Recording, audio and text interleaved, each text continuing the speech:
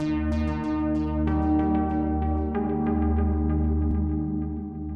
our lives. Yes. Yeah, it's worth probably distinguishing now between Yeah. the different types of AI. Yeah, definitely.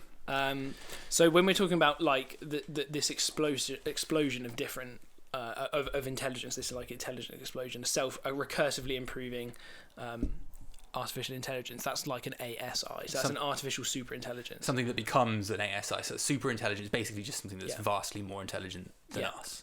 And below that you have, I'm going kind of in the weird order here, but below that you have AGI, which is an artificial general intelligence, which is basically like an artificial intelligence that is equivalent to a human.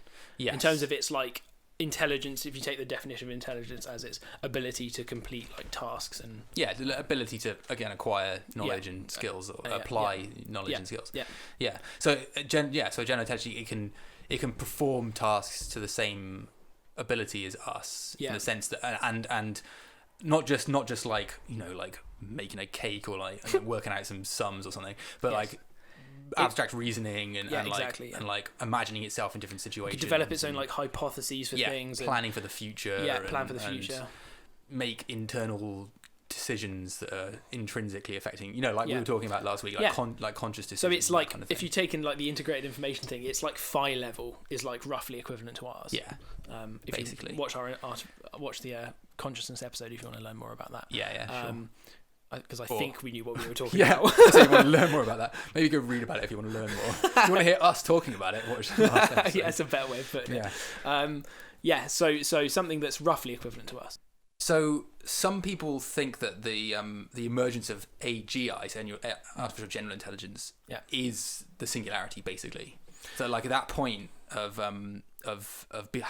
suddenly now having a technology, an artificial intelligence, which is the same level as humans, that is one and the same thing as a recursive self-learning, like intelligence explosion, and that moment will then kickstart that whole runaway. Yeah, like I suppose like humans are capable of going and modifying like algorithms and things, and like so if an AGI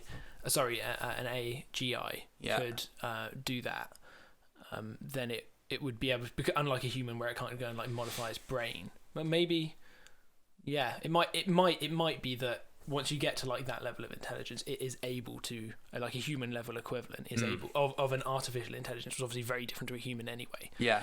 Is able to go back and like restructure parts of it. Well, that's the thing. The human brain has obviously emerged through totally different process, but it through evolution. So it has been in a way like a kind of like a recursive self-improvement in a sense, that's a bit of a stretched analogy maybe, but so I think some people certainly suggest that you might be able to get very close to human level general intelligence by just designing it, like, right, this is how it's designed. Yeah. But then you actually need an element of recursive self-improvement to actually make those final steps, and once you've done that, then of course you've ended up with your runaway. So you might even get like sort of close to an AGI, and you get like as close as you can, you give it this like, imbue it with this ability to like do this recursive self-improvement, and you never really get to AGI, you just go flying past it. See you later. Which is possible. I mean, I don't know, like it seems to me to be equally possible that you could design a machine that had general intelligence that wasn't capable of recursive self-improvement, just because of the fact that we exist. So if you're aiming for that kind of level of intelligence, we are not, as you said, we're not capable of like going in and rewiring but we might be able to one day rewire our own brains. The thing is though, with an AI, it like might not necessarily like kill itself to do that. Whereas like we kind of might kill ourselves. It might be able to like separate parts of its kind of structural code out, and although if it's like a highly integrated information kind of system, you might find that it's much more difficult to do that, and if it like pulls any parts of its own thing out, it stops working. It no longer has that phi level, that integrated level, so it ceases to be. But it might AGI. be so it might have to be smarter than I don't know actually. It's definitely tricky, but anyway, so there's definitely like a school of people who think that is the singularity. But it's interesting, and it's also worth saying that an AGI, even though it's referred to as like human level intelligence, doesn't necessarily mean that it's like just like a human in a box. Absolutely not. It could be completely different to a human. Exactly. Like the way that it functions on every level could be entirely different from the way that we function. So exactly. So it's like its ability to like acquire knowledge and use tools and stuff. As in, it's the definition of intelligence is that it's the same level as a human at doing those things. Yes. But like it hasn't gone through, millions of years of Darwinian sort of evolution in a social group, which means it's basically like an entirely different entity. It's just as capable as a human. Yeah. Exactly. Yeah.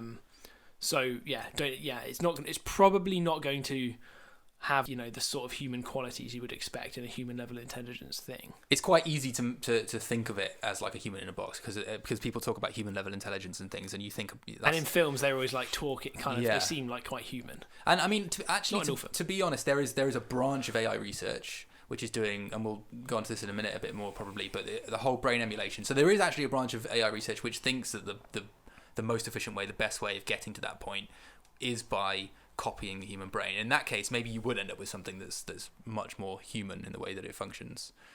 So actually looking at the human brain and like using that as your like blueprint as how to create an AGI. If you've ever seen Transcendence, this is not a spoiler because happens at the start. Sure. I think they copy Johnny Depp's brain. Yeah. And he becomes an AI. Yeah. So that.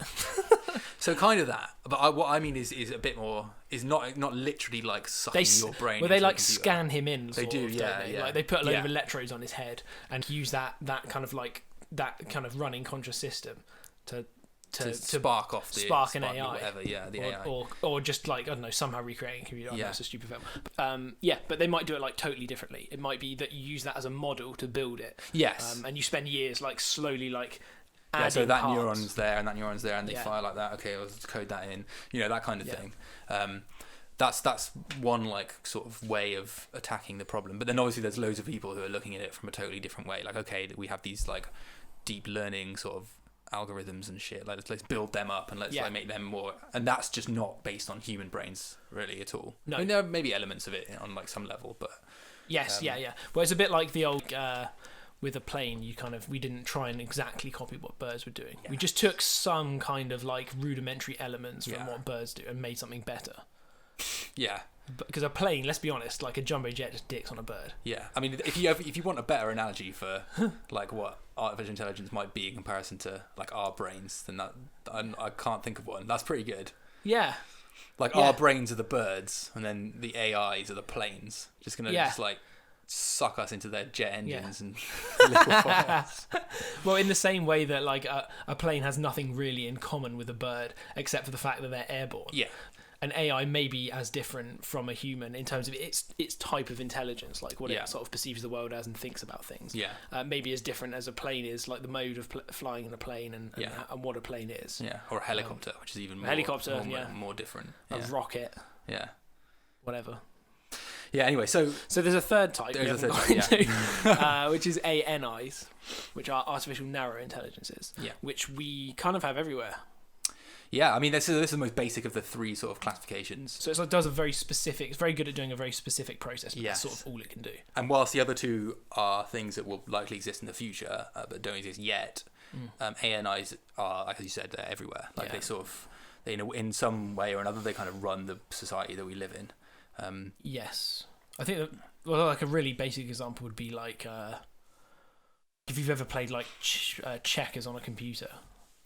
Yeah. Like against or drafts or whatever you want to call it, against the computer. There's an AI like powering that draft game. Yeah, it just makes a decision. Like you make a move, and then it looks at all the possible it looks at some outcomes and then makes another move. Makes a move.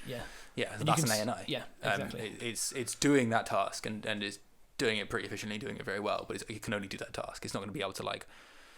Think about like some weird concept. Yeah, and you couldn't then like take that and ask it to like help run part of the economy. It just only does one thing. Yeah, exactly. Although some ANIs are they're able to do more like processes that are much broader, much more capable, but they're still not a general intelligence that can kind of like perceive things and like Yeah, they can't like use what they've learned about this particular problem to apply it to a different problem in like a different context. They not to the same way humans can. No. So something more advanced would be something like Siri. Yeah. The Siri's quite a good example. Like that's like in the Siri in the iPhones. Like it seemingly because it uses the internet. It's just a search engine essentially with a user interface. Yeah, but it's also got some very smart, like, are they artificial intelligence, like language processing things? Yeah, sure. That sort of stuff, There's definitely an artificial intelligence aspect to them. Yeah. Like it's hearing inputs. It's recording. Well, it's listening to your voice and like calculating based on the sound of your voice. It'll choose the most likely sort of words that match to that, and then like query them against a database. So all of this stuff is like, and it will learn what you've previously searched. It will start learning from your habits. And that's the thing. You can have self-learning ANIs. In fact, they're everywhere. Yeah, you can. And like they're being designed like more and more advanced all the time.